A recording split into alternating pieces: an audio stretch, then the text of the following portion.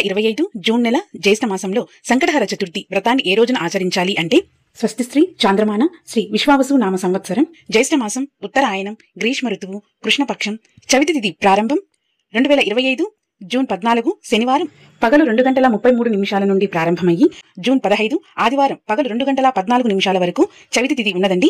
సంకటహర చతుర్థి పూజను నిర్వహించుకోవాల్సిన తేదీ 2025 జూన్ 14 శనివారం.